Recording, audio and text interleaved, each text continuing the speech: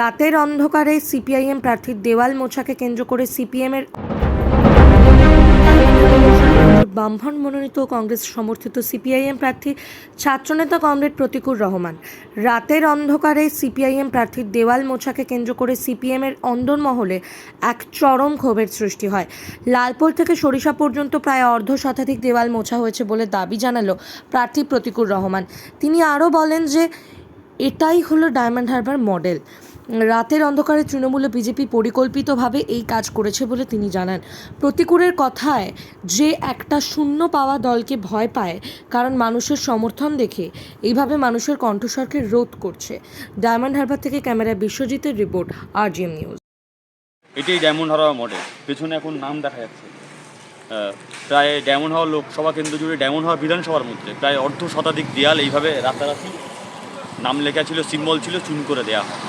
এটাই diamond Harbour model, মানুষের কণ্ঠস্বরকে রোধ করা। আসলে প্রতিদিন তৃণমূল বিজেপির সেটিং মানুষ বুঝতে পারছে।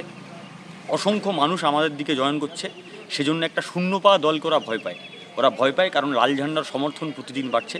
এই ভয় থেকে রাতারাতি আমাদের দেয়ালগুলোকে মুছে দেওয়া হচ্ছে। আমরা এর বিরুদ্ধে আইনত পদক্ষেপ তো নেব, কমিশনার, নির্বাচন কমিশনারও অভিযোগ করব। ডায়মন্ড হারবার মডেলের স্বরূপ জনগণের সামনে আমরা তুলে ধরব।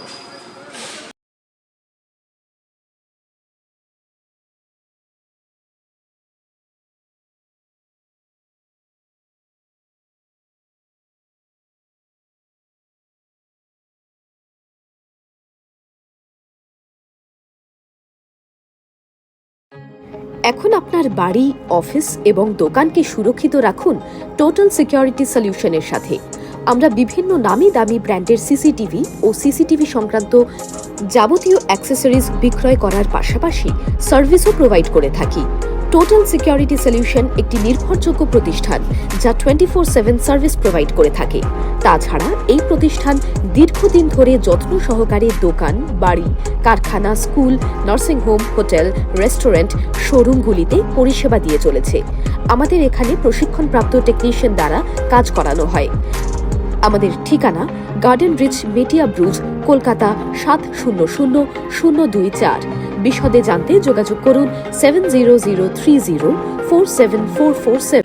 লাইক, শেয়ার, ফলো করুন আমাদের ফেসবুক পেজ RGM নিউজ ও ফলো করুন ইনস্টাগ্রাম, ফলো করুন আমাদের RGM নিউজ।